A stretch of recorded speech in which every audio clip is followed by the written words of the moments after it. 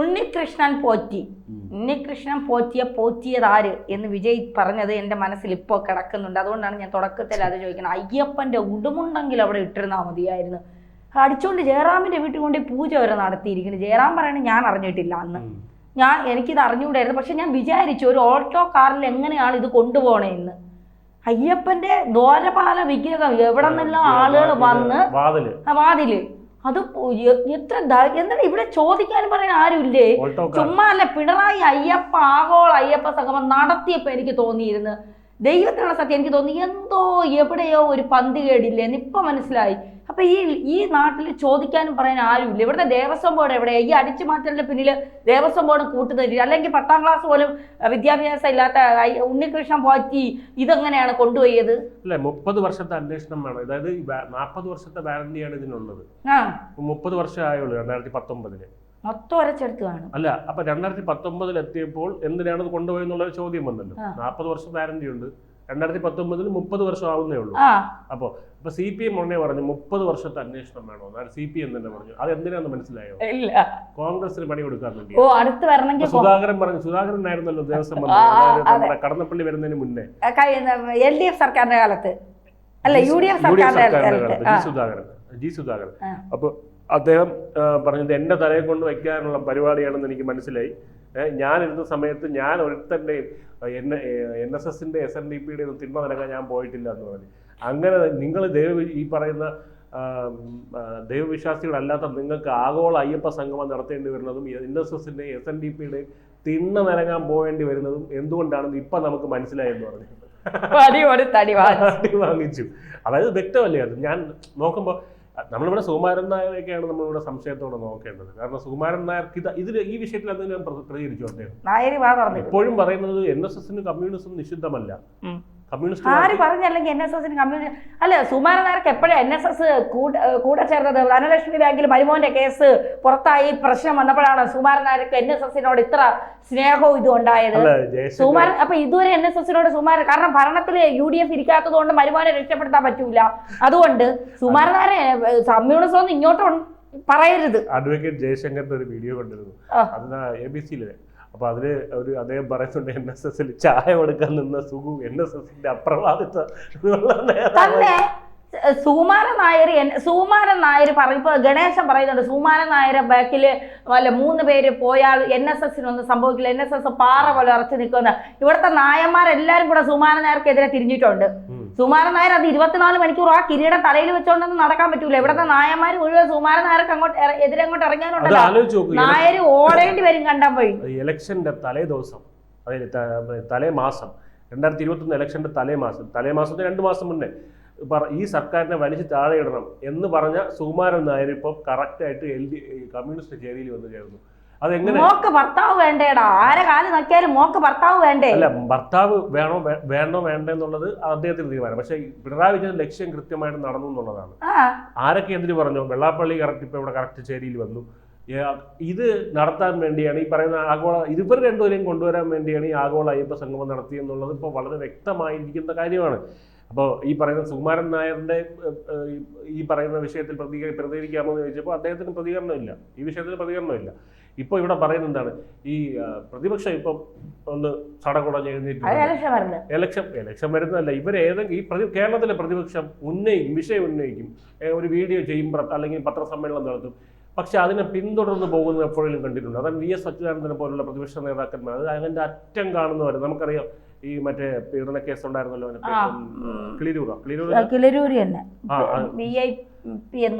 അതെ. പിന്നെ ജഗദീഷ് കുമാർ ഉൾപ്പെട്ട കേസുമായിട്ട് ബന്ധപ്പെട്ട ജഗദീഷ് കുമാർ പിന്നീട് പങ്കെടുക്കുന്നു പരിപാടിയിൽ പോലും താൻ പങ്കെടുക്കില്ല. അപ്പൊ അത്തരം നിലപാടുണ്ടായിരുന്ന എന്താണ് കറകളഞ്ഞ നേതാക്കന്മാരുണ്ടായിരുന്നു. പീഡന കേസിൽ ഒരുപാട് നേതാക്കന്മാരുടെ മക്കളുടെ പേര് വരെ വന്ന കേസാണ്. എന്നിട്ടും ആ പെൺകുട്ടിയുടെ അവസാന നാളുകളിൽ VS അച്യുതാനന്ദൻ പോയി കണ്ടത് VSന് അത് മാത്രമോ CPM 52 വെട്ടിക്കൊന്ന മറ്റേ നമ്മുടെ ചന്ദ്രശേഖരന്റെ ഭാര്യയെ സമാധാനിപ്പിക്കാൻ VS അച്യുതാനന്ദൻ അദ്ദേഹത്തിന്റെ ആർജവും നട്ടല്ലോ അവിടെ നിന്ന് നമ്മൾ കാണണമല്ലോ. അതെ. പിന്നീട് TP 51 സിനിമ ഇറങ്ങിയപ്പോഴത്തേക്ക് പിന്നെ അവർക്ക് ആ സിനിമയുടെ അടുത്തുള്ള ഒരു ദേഷ്യമൊക്കെ നമ്മൾ കണ്ടതാണ്. എന്തായാലും ഇവിടെ ഇപ്പൊ പ്രതിപക്ഷം സടകുടഞ്ഞ് എഴുന്നേറ്റിട്ട് കുറച്ച് ചോദ്യങ്ങളൊക്കെ ചോദിക്കുന്നുണ്ട്. അതായത് അവർ ചോദിക്കുന്ന അയ്യപ്പന് തന്നെ ചോദിക്കുന്ന ചോദ്യങ്ങൾ നമ്മൾ ചോദിക്കുന്ന ചോദ്യമാണ്. അയ്യപ്പൻ ഇനി സുരക്ഷ ഒരുക്കേണ്ട അവസ്ഥയാണല്ലോ. തീർച്ചയായിട്ടും അവിടെ ഇരിക്കുന്ന അയ്യപ്പനാണോ എന്ന് ഭക്തരെ സംശയിക്കുക. കാരണം ഈ എന്താണ് ശബരിമലയിൽ ഇവരെന്തെല്ലാം വിവാദം ഉണ്ടാക്കി നോക്കി. മറ്റേ നമ്മളെ ഇവർ കമ്മിസ്വാമി ഉണ്ടല്ലോ, അങ്ങനെ പേരെന്താണ്, സന്ദീപാനന്ദഗിരി, ശിവസ്വാമി, പൂർവാശ്രമത്തിലെ സിബു, അദ്ദേഹം ഉൾപ്പെടെയുള്ളവർ കൊണ്ടുവന്നവരാണ്. ശബരിമലയിലെ ചാത്തനാണ്, അയ്യപ്പനല്ല. ഇങ്ങനെ അങ്ങനെ അതവിടെ നിൽക്കട്ടെ, ചാത്തന അയ്യപ്പനാണെന്നുള്ളത് നിൽക്കട്ടെ, അവിടെ ഇരിക്കുന്ന സ്വർണ്ണ വിഗ്രഹമാണോ അല്ലേ എന്നുള്ളതാണ് ആദ്യം കണ്ടത്. ചാത്തന അയ്യപ്പൻ ഞങ്ങൾ പിന്നെ നോക്കിക്കോളാം. ആദ്യം അവിടെ ഇരിക്കുന്ന വിഗ്രഹം സ്വർണ്ണമാണോ എന്ന് ഞങ്ങൾക്ക് അറിയാം. അതെ, അത് ചാത്തനായാലും അയ്യപ്പനാണെങ്കിലും നമുക്കറിയേണ്ടത് അത് ചാത്തനാണോ എന്നുള്ളതാണ്, ഏത് വിഗ്രഹം. അയ്യപ്പ വിഗ്രഹം ചാത്തനാണോ? അത് ഈ 18-ാം പടിയൊക്കെ സ്വർണം പൂശിയതാണെന്ന് ഞാൻ കേട്ടിട്ടുണ്ട്. എനിക്ക് അതിന് മുമ്പ് രാത്രി ഇരുന്ന് ഉരച്ചൊരച്ചെടുക്കുമായിരിക്കും സ്വർണം മൊത്തം കൊണ്ടുപോയി ചെമ്പ്. ശ്രീ പത്മനാഭസ്വാമി ക്ഷേത്രത്തിന്റെ ഇത് ഈ സർക്കാരല്ലേ കൊടുത്തിരിക്കുന്നത്. അതായത് അതിന്റെ അത് ആ പേര് തെറ്റാടെ എനിക്ക് ചില സമയങ്ങളിൽ വാക്കുകൾ വരില്ല. അത് പിന്നെ അതിന് അദ്ദേഹത്തെ ഒന്നും നമ്മൾ തെറ്റു പറയില്ല, കാരണം അതൊക്കെ കോടതി നിയമിച്ചിരിക്കുന്ന ആൾക്കാരാണ്. അവർ കൃത്യമായിട്ട് അത് എണ്ണി തിട്ടപ്പെടുത്തിയൊക്കെ വച്ചേക്കുക. പക്ഷെ ഈ ദോരം അടിയിൽ കൂടെ ഉണ്ടാക്കി അവമാനം വന്ന് എടുത്തോണ്ടൊക്കെ പോകും. അടിയിൽ കൂടെ തുരങ്കമൊക്കെ ഉണ്ടാക്കി കളയുകയാണെങ്കിൽ അത് രാജകുടുംബത്തിന്റെ കയ്യിൽ നിന്ന് ഇവർക്ക് വേണം. കാരണം അവർ ചോദിക്കുന്ന രാജകുടുംബം കുറെ അടിച്ചു മാറ്റിയില്ല, ഇനിയിപ്പോ നമ്മൾ അടിച്ചു മാറ്റി എന്നാണ് പറയുന്നത്. ഒരു 3 പേർക്കും ബിരിയാണി വേണ്ടേ? ദൈവത്തിന് ഒരു കാര്യം നീ ശ്രദ്ധിച്ചിട്ടുണ്ടോ വിജയ്? ഹിന്ദുക്കളുടെ നെഞ്ചത്ത് മാത്രം ഈ ഞാൻ ഇത് പറയുന്നില്ല. ഞാനൊരു കാര്യം പറയട്ടെ, അത് ഇവിടെ ഉള്ള ഹിന്ദു കിഴങ്ങന്മാരെ കുഴപ്പമാണ്. ഇത്രയും പ്രശ്നം ഉണ്ടായിട്ട് ഒരുത്തരെങ്കിലും തെരുവിൽ ഇറങ്ങി അവിടെ ചുമ്മാ ഐ ലവ് മുഹമ്മദ് എന്ന് ആരും പറഞ്ഞില്ല, മുഹമ്മദിനെ സ്നേഹിക്കേണ്ടെന്നും ആരും പറഞ്ഞില്ല. ചുമ്മാ ഐ ലവ് മുഹമ്മദ് എന്നും പറഞ്ഞ് ഇറങ്ങി അടിച്ചു വിട്ടിട്ട് അതോടെ നിൽക്കട്ടെ. ഞാൻ പറയണതേ, ഇവിടെ ഏതെങ്കിലും പള്ളിയിൽ ചെന്നവന്മാർക്ക് ഇതുപോലെ എടുക്കാൻ പറ്റുമോ? ഏതെങ്കിലും മുസ്ലിം പള്ളിയിൽ ചെന്നവന്മാർക്ക് ഇതുപോലെ എടുക്കാൻ പറ്റുമോ? എന്തോ ഇവിടുത്തെ ഹിന്ദുക്കൾക്ക് കഴിവില്ലാത്തത് കൊണ്ട് ആ കിഴങ്ങന്മാരെ മൊണ്ണാളെ കാരണമാണ് യവന്മാർ ഇത് മൊത്തം അടിച്ചോണ്ട് പോണത്. നമുക്ക് എന്ന് വെച്ചാൽ എന്തെന്നറിയാമോ, ഇത് പാവപ്പെട്ടവന്റെ പണമാണ്. ഈ പിന്നെ അയ്യപ്പനെ കാണാൻ വരുന്നത് എവിടെ നിന്നൊക്കെ നടന്ന ആളുകൾ വരുന്നതെന്ന് അറിയാമോ? വന്നിട്ടേ കൈയിരിക്കുന്ന മൊത്തം അവിടെ കൊടുത്തിട്ട് വെറും കൈയോടെയാണ് തിരിച്ചു പോണത്. നമ്മൾ ഈ കൃഷ്ണനെ കാണാൻ വന്ന കുചേലന്റെ ഒരു അവസ്ഥ പോലെയാണ് ആളുകൾ അയ്യപ്പനെ കാണാൻ വരുന്നത്. അത് മൊത്തം അടിച്ചു മാറ്റിയിട്ട് ദേവസ്വം ബോർഡ് കൃത്യമായ കണക്കുകൾ ബാങ്കിൽ കൊടുക്കുന്നുണ്ട്. എല്ലാത്തിനും കണക്ക് വരട്ടെ, കണക്കുകൾ കൃത്യമായിട്ട് കണക്കാം. കാരണം വിവരാവകാശ രേഖ വെച്ച് നമ്മൾ ചോദിക്കുമ്പോൾ കണക്ക് തരണം. പക്ഷെ അവിടെ ഇരിക്കുന്ന സ്വർണം മൊത്തം കൊണ്ടുപോകണം. ഈ തേങ്ങ വരെ അവൻ മറച്ചു വെക്കണം എന്നാണ് പറയണത്. നെയ്ത്തേങ്ങ അഭിഷേകത്തിൽ വരെ ക്രമക്കേടുണ്ടെന്ന് വാർത്തകൾ വരുന്നുണ്ട്. അത് മാത്രമല്ല, ഇന്നലെ കടുത്തുരുത്തിയിലുള്ള ഒരു ക്ഷേത്രത്തിലെ മറ്റേ കൊടിമരവുമായിട്ട് ബന്ധപ്പെട്ട് അവിടെ അവർ പറയുന്നുള്ളൂ സ്വർണ്ണം പൂശാണെന്ന് പറഞ്ഞ് പോയിട്ടുണ്ട്. അതും അതുപോലെ പരിശോധിക്കണമെന്ന് പറഞ്ഞു. ഇതിൽ ജയറാം ഈ വിഷയത്തിൽ വന്ന് ചാടി. കാരണം സിനിമാ നടന്മാരൊക്കെ ഇതുപോലുള്ള തട്ടിപ്പുകൾ നമുക്ക് മോൺസൺ മാവങ്കൽ വന്ന സമയത്ത് മൺസൂൺ തന്നെയായിരുന്നു സിനിമാക്കാർക്ക്. അതായത് എൻ.ജി. ശ്രീകുമാർ, അതേ ഇനി ശ്രീനിവാസൻ ഫോട്ടോ എടുക്കുക. അതായത് ഒരുവിധം നമ്മൾ ബുദ്ധിയുണ്ട്.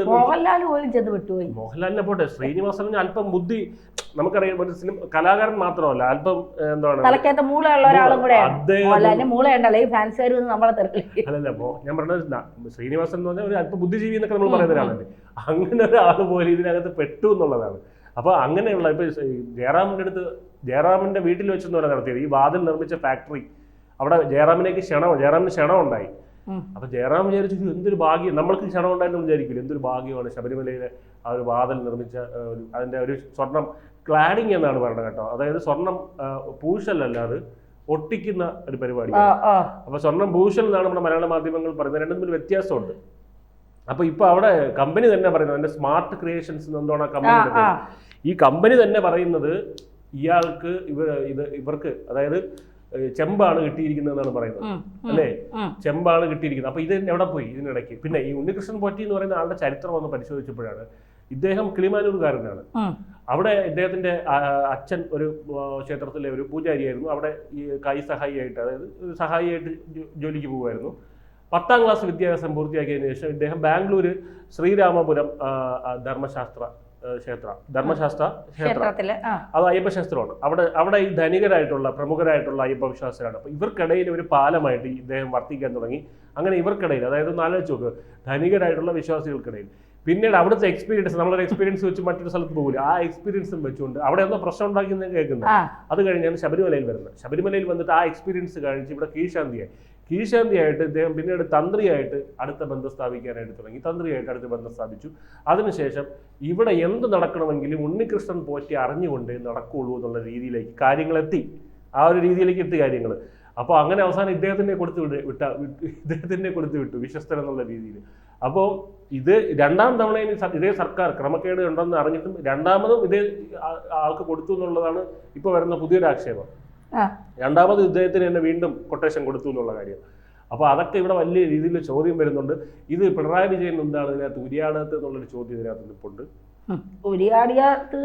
അതായത് ഇപ്പൊ പഠിച്ചുകൊണ്ടിരിക്കുകയാണ്, എഴുതി കൊടുക്കുന്ന PR-കാർ എഴുതി കൊടുക്കുന്ന ഇപ്പൊ പഠിച്ചുകൊണ്ടിരിക്കുന്നത്. ഇനി മാധ്യമങ്ങളുടെ മുമ്പിൽ വന്നിരുന്ന് അത് വായിച്ചങ്ങ് പറയും. എന്തെങ്കിലും ചോദ്യം വന്നാൽ അമ്മാതിരി ചോദ്യങ്ങളൊന്നും ഇങ്ങോട്ട് വേണ്ട, വരട്ടലൊന്നും ഇങ്ങോട്ട് വേണ്ട. എന്നിട്ട് അടുത്ത കൊല്ലം ചോദിക്കണമെങ്കിൽ വെപ്രാളം വന്നങ്ങ് പോകും. പിന്നെ കൂടുതൽ ചോദിച്ചാൽ അമേരിക്കയിലോട്ട് പോകും. അതിന്റെ പൈസ നമ്മൾ തന്നെ കൊടുക്കണം. അതുകൊണ്ട് ഒന്നും പറയണ്ട. സ്വാമിയേ ശരണമയ്യപ്പ.